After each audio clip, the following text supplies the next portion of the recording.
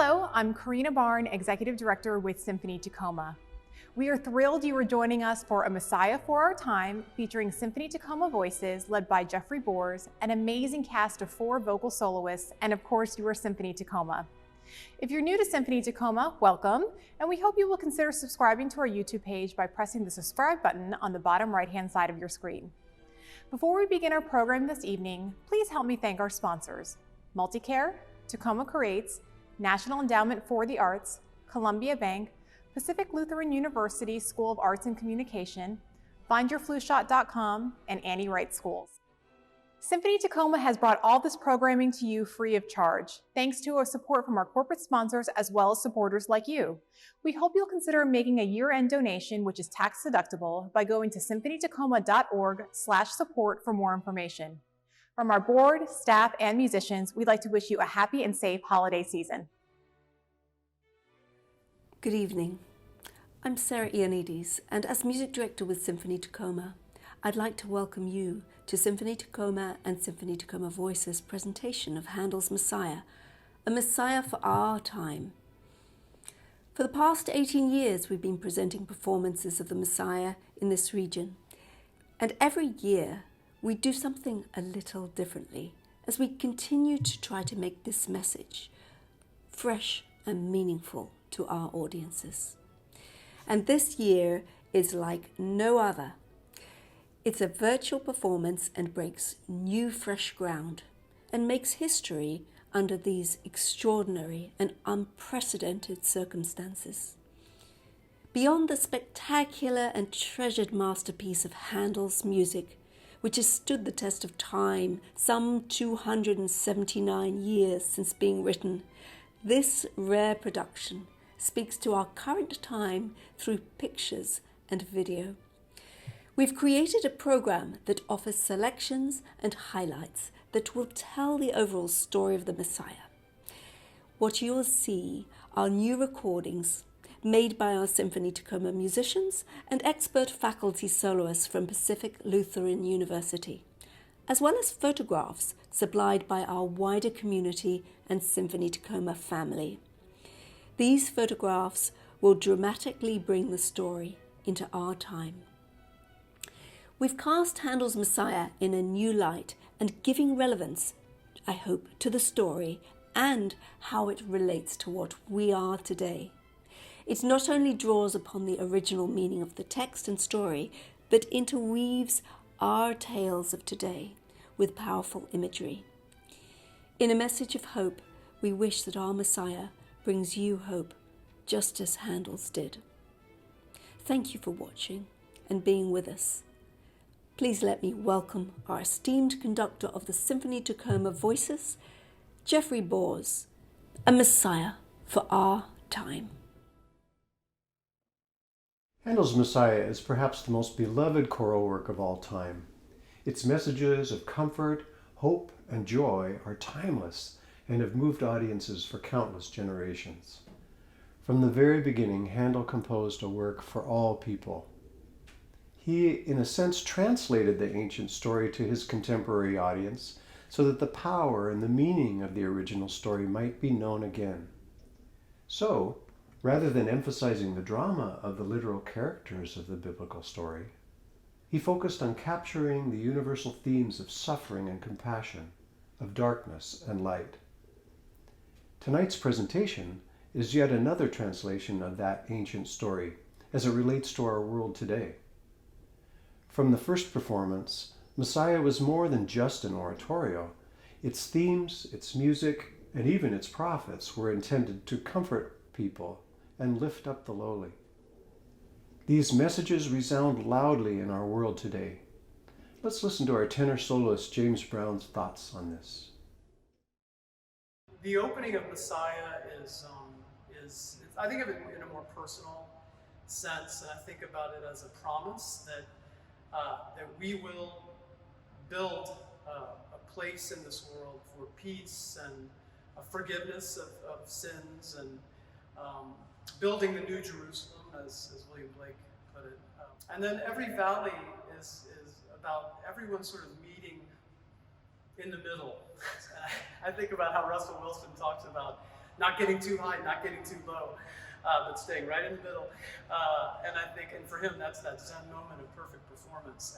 And I think that could be a good analogy for us as a society, as we try to find that perfect middle, where the highest and lowest of all of us in our emotions and in our stations in life can meet in the middle and live in harmony.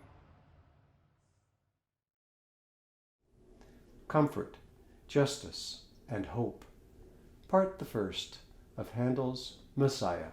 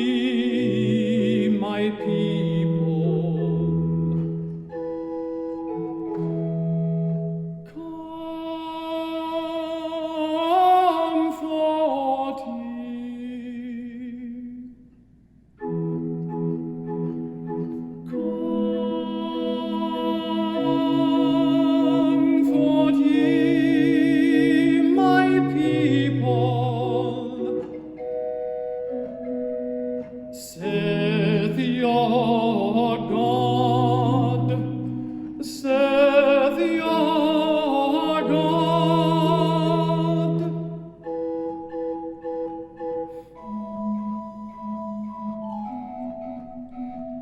Speak ye comfortably to Jerusalem. Speak ye comfortably to Jerusalem,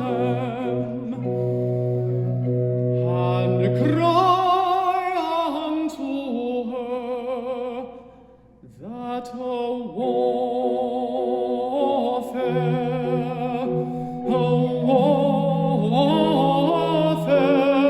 is accomplished, that her iniquity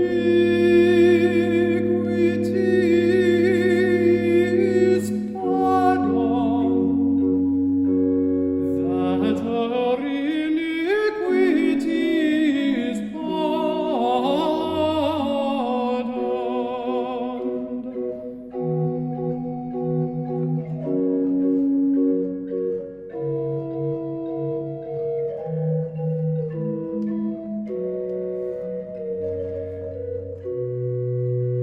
The voice of him that crieth in the wilderness, prepare ye the way of the Lord, make straight in the desert a highway for our God.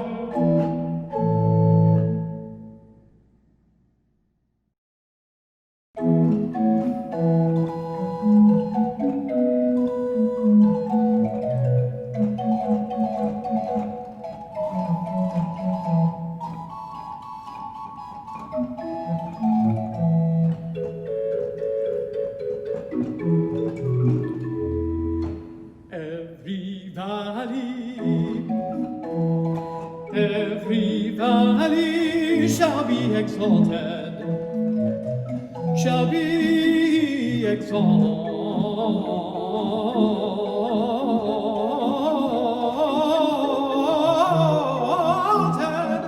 shall be exalted, shall be exalted,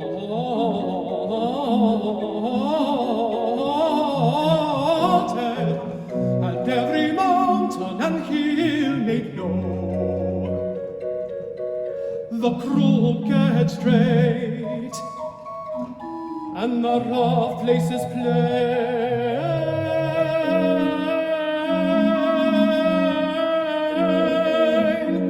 the crooked straight, and the rough places plain,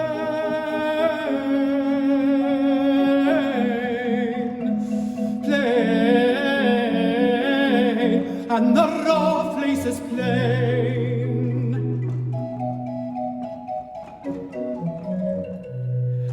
Every valley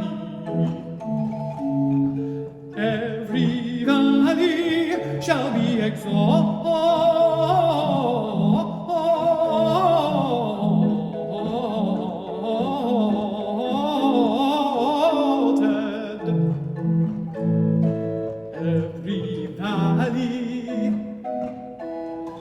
every valley shall be exalted,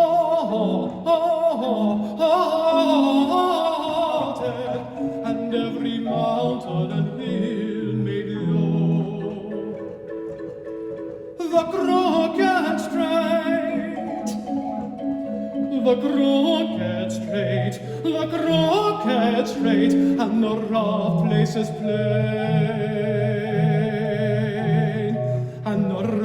places plain, and the rough places plain.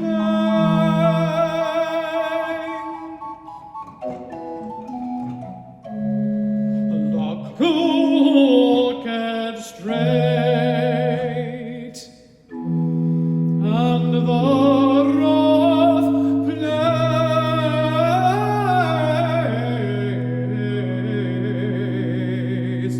plain.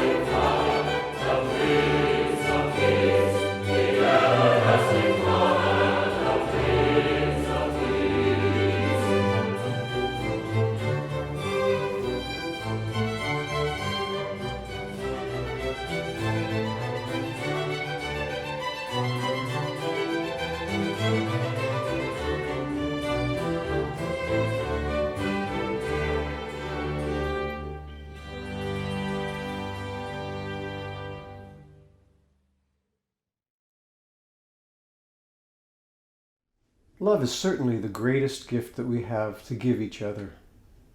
When looking at history and considering the story inside Handel's Messiah, it seems that love most often makes a powerful difference when there is some kind of sacrifice. Whether a parent lets go of a busy schedule to help a child, or we compromise to strengthen a relationship, or endure inconveniences for the betterment of the world around us. Each of these is love made known in action. Part 2 is the longest portion of Handel's story. It's an unwinding description of suffering, a depiction of the struggles between us, of unending war between nations, and yet it becomes an ultimate celebration of hope. Let's hear from our mezzo-soprano soloist Sun Cho about her depiction of suffering and hope. For me personally, I've been privileged to sing the solos in this great work for many, many years now, and it has become one of my favorites. In the aria, "He was despised," I am telling a story of the great prophet Jesus Christ, who was continuously rejected by the very people he was trying to save. He preached about loving your neighbors as yourself, and taking care of the poor, the sick, the elderly, the meek. Yet he was despised, shamed, spitted on, and crucified to death. Through centuries, there have been many individuals who have walked the narrow path to seek and protect human rights, people's freedoms and liberties, such as Nelson Mandela, Martin Luther King Jr., Gandhi, Malala Yousafzai. This is a very short list of significant figures that were despised and rejected for fighting to make this world better for all people. This story is still relevant and true today in our communities, countries, and worldwide. Handel ends Part 2 with the beloved Hallelujah chorus. I'm often asked why Handel didn't just end with this movement. Though it certainly is the most famous moment, it isn't the end of the story. However, tonight at the end of Part 2, we've chosen instead to close with the famous chorus, "Worthy is the Lamb."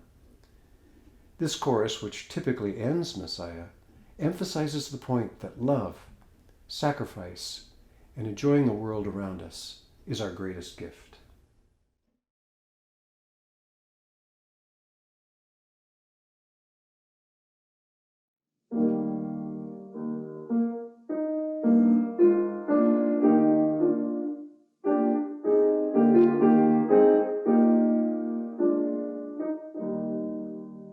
He was despised,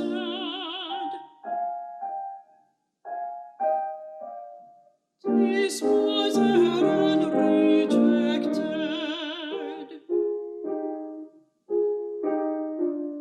rejected of man, a man of sorrows,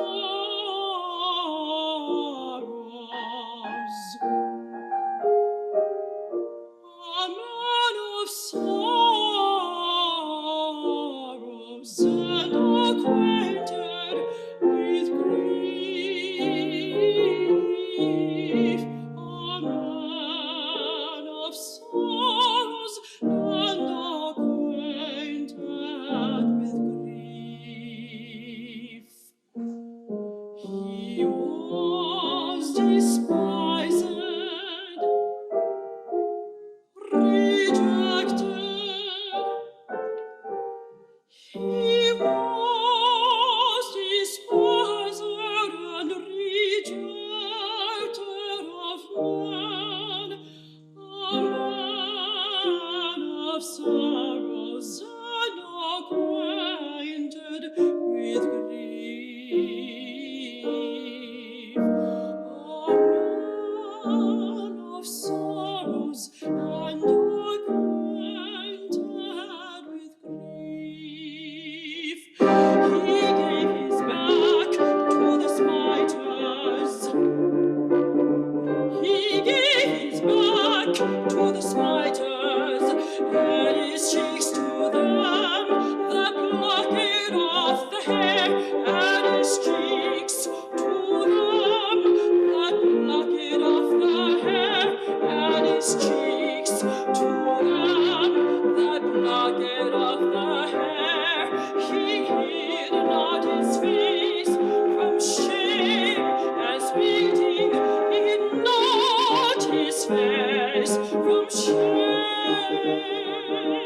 from shame, hid not his face, from shame spitting. He was despised,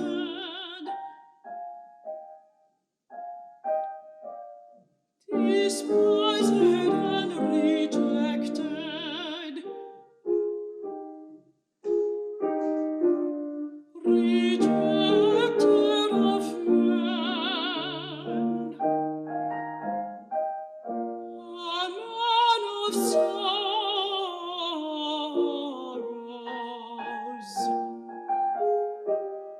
a man of sorrows, and acquainted with grief.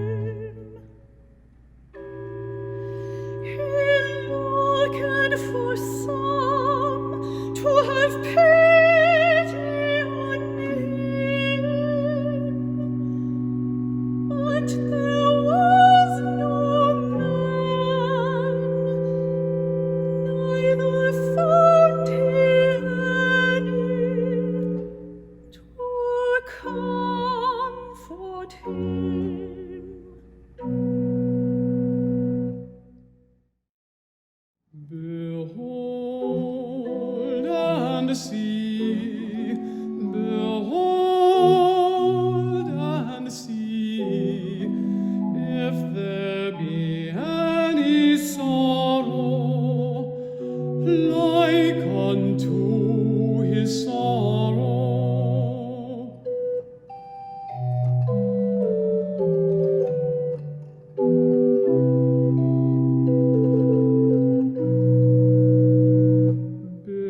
Behold and see if there be any sorrow like unto his sorrow. Behold and see if there be any sorrow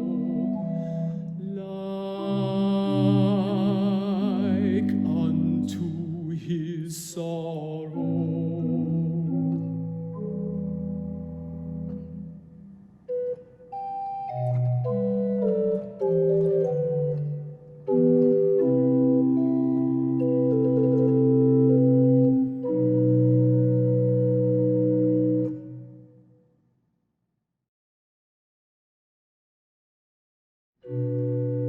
He was cut off out of the land of the living for the transgressions of thy people was he stricken.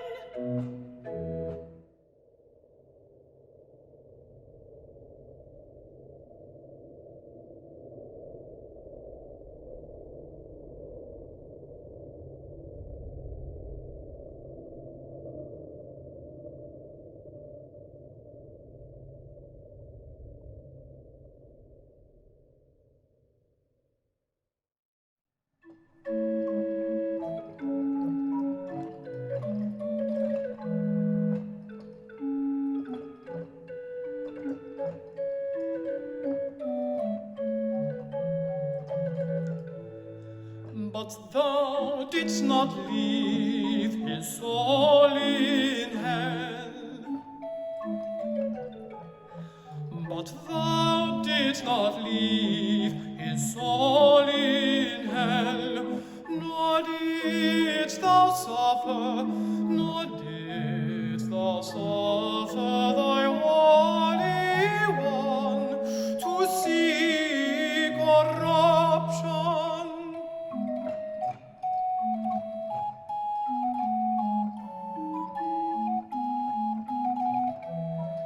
But thou didst not leave his soul in hell.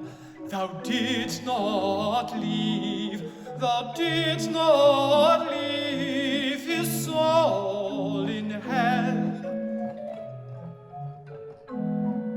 Nor didst thou suffer thy Holy One to see corruption.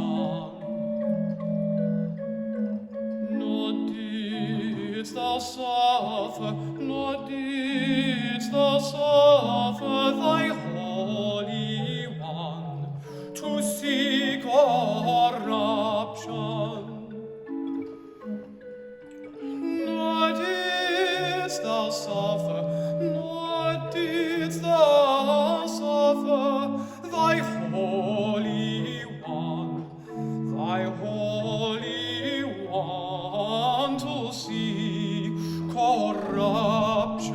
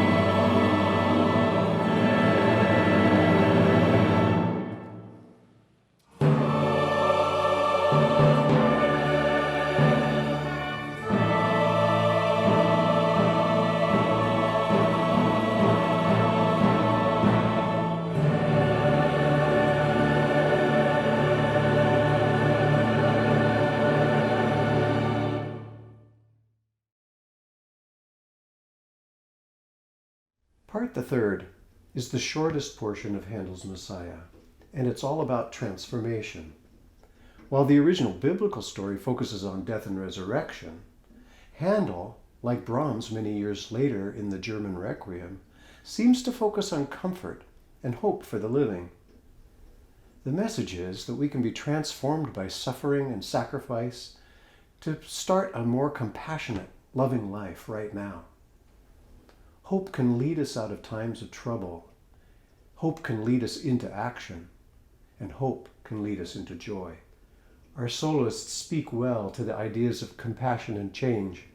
Let's listen to what they have to say. As I was thinking about the history that this work has in my particular experience, I remembered this moment. I was singing the piece with, I believe it was at the time the Bellevue Philharmonic, and I was waiting for my moment to sing one of my solos, and I heard Katie Weld, who is a local mezzo, wonderful local mezzo, sing one of her arias, and it was the first time that I sat there and time stopped, and I just listened, and I enjoyed. Everything changed about how I approach this work. And now when I get to do this work, my favorite part is actually sitting and listening to the orchestra and the other soloists. It's such a timeless work, and I think it's so meaningful at this time of our experience because Messiah endures, and it has endured for so long. And it has so much deep meaning for other people, for everyone who comes across it, whether that's an experiential meaning as singing in the chorus or being part of the orchestra, or being someone who, as a regular holiday tradition, comes to see it, but it's always there. And so I'm so glad that during this very strange time that we're experiencing right now, we still have Messiah, and Messiah will endure. One particular memory I have is doing it in Seattle, and we performed every note written, but it was incredibly exciting. And to sit there for all that time, and it washes over you, and you feel changed. It brings me to the aria that I'll be singing. The trumpet shall sound, and the dead shall be raised, and we shall be changed. So this wonderful celebration out of struggle, and that's truly what I experienced that night in Seattle, and I think it's what we're experiencing right now. And there's going to be celebration and joy and happiness in our futures. Part the third, and we shall all be changed.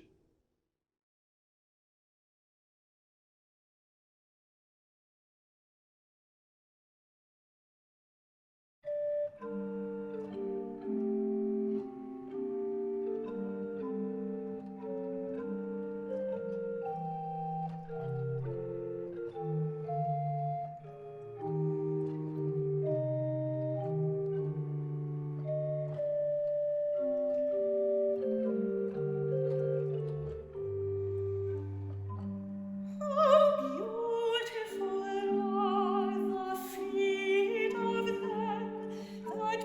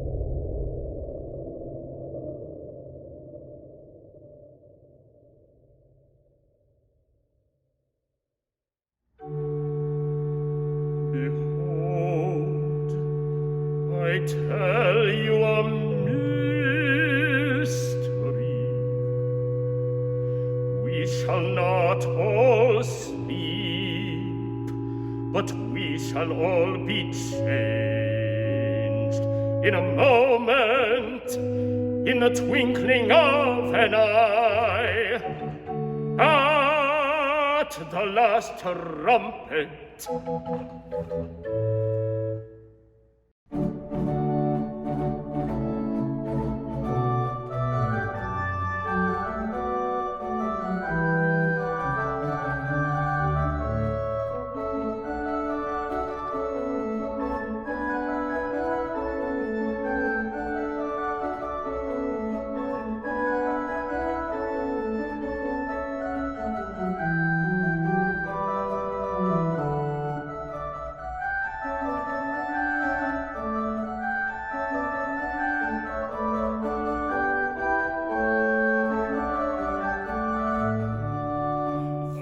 Trumpet shall sound,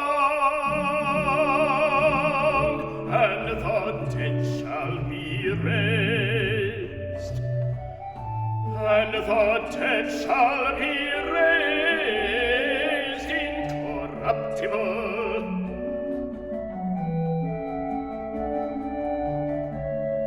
The trumpet shall sound, and the dead shall be raised incorruptible, be raised incorruptible, and we shall be changed,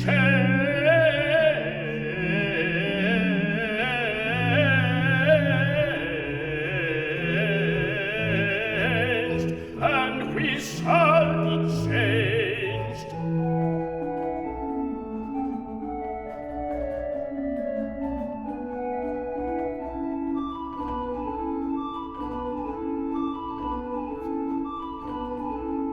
The trumpet shall sound, the trumpet shall sound, and the dead shall be raised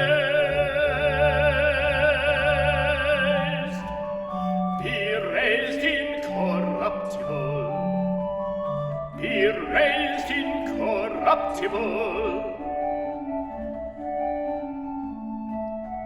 and we shall be changed, and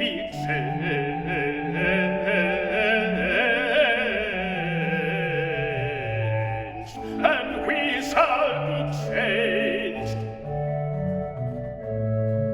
and we shall be changed, we shall be changed,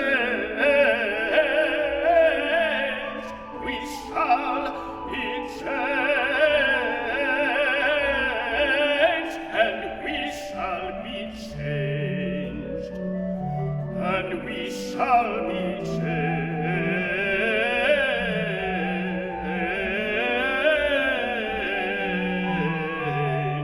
and we shall be changed, we shall be changed.